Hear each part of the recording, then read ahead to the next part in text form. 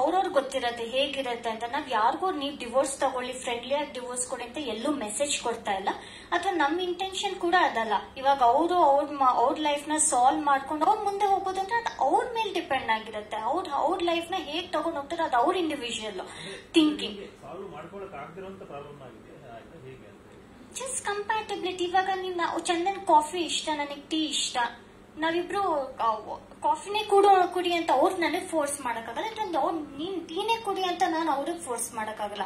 ಆತರ ಫೋರ್ಸ್ ಮಾಡಿ ಏನಾದ್ರು ಮಾಡಿದ್ರೆ ಮನ್ಸಿಗೆ ಬೇಜಾರಾಗಿರುತ್ತೆ, ಮೆಂಟಲ್ ಹೆಲ್ತ್ ಬೇಜಾರಾಗುತ್ತೆ. ಬಟ್ ಅದೇ ನಾವ್ ಇಂಡಿವಿಜುವಲ್ ಆಗಿ ನಮ್ಮ ಥಿಂಕಿಂಗ್ ಆಗ್ಲಿ ಯೋಚನೆ ಮಾಡಕ್ ಬಿಟ್ರೆ ನಮಗೂ ಮನ್ಸಿಗೆ ಖುಷಿ ಅನ್ನೋದೊಂದಿರುತ್ತೆ. ನಾನು ಏನಕ್ಕೆ ಕಾಫಿ ಟೀ ಎಕ್ಸಾಂಪಲ್ ಅಂದ್ರೆ ಸುಮ್ನೆ ಎಕ್ಸಾಂಪಲ್ ಕೊಡ್ತಿರೋದು ನಮ್ಮ ಲೈಫ್. ಅದೇ ಕಾಫಿ ಟೀ ಅವ್ರು ಹೇಳಿದ್ರು.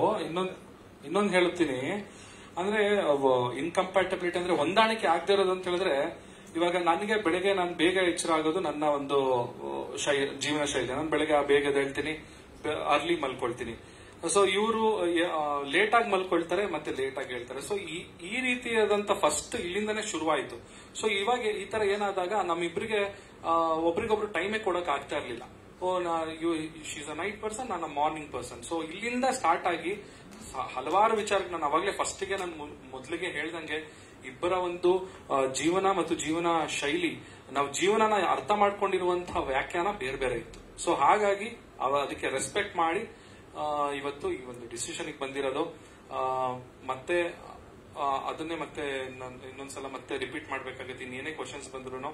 ಸೊ ದಯವಿಟ್ಟು ಇವಾಗ ನಾವು ಆಲ್ರೆಡಿ ಅದು ಮುಗಿದು ಹೋಗಿದೆ. ಇವಾಗ ಡಿವೋರ್ಸ್ ಆಲ್ರೆಡಿ ಸಿಕ್ಕಿದೆ. ನಿಮ್ ಮುಂದೆ ನಾವು ಕ್ಲಾರಿಟಿ ಕೊಡಬೇಕಾಗಿತ್ತು. ಇದನ್ನ ನಾವು ನಂಬಾಯಿಂದನೇ ನಮ್ಮ ಒಂದು ಈ ಪ್ರೆಸ್ ಮೀಟ್ ಮುಖಾಂತರನೇ ತಿಳಿಸಬೇಕಾಗಿತ್ತು. ಅದಕ್ಕೋಸ್ಕರ ಇವತ್ತು ಈ ಪ್ರೆಸ್ ಮೀಟಿಗೆ ಬಂದಿದ್ದೀವಿ.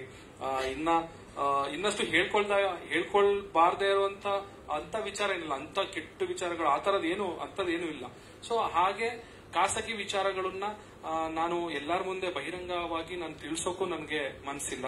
ಸೊ ಹಾಗಾಗಿ ದಯವಿಟ್ಟು ಎಲ್ಲರಿಗೂ ನಾನು ರಿಕ್ವೆಸ್ಟ್ ಮಾಡಿ ಕೇಳ್ಕೊಳ್ಳೋದು, ನಮ್ಮ ಒಂದು ಖಾಸಗಿ ವಿಚಾರನ ನಮ್ಮಲ್ಲಿಯೇ ಅದು ಇರ್ಲಿಕ್ಕೆ ಬಿಡಿ ಅಂತ ಕೇಳ್ಕೊಳ್ಳಿ.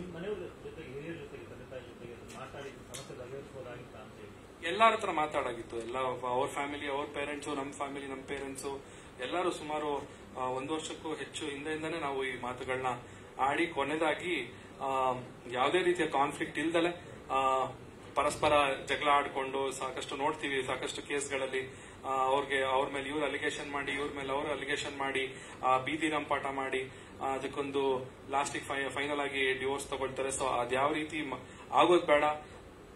ನಾವ್ ಯಾವ ರೀತಿ ಮದ್ವೆ ಆಗ್ಬೇಕಾದ್ರೆ ಒಂದು ಖುಷಿಯಾಗಿ ಮದ್ವೆ ಆಗ್ವಿ. ಸೊ ಬಿಟ್ಟೋಗ್ಬೇಕಾದ್ರೂ ಆ ಒಂದು ಮನಸ್ಥಿತಿಯಲ್ಲೇನೆ ನಾವ್ ಎಂಡ್ ಮಾಡೋಣ ಅಂತ ಅನ್ಕೊಂಡು ಈ ತರ ಮಾಡಿ.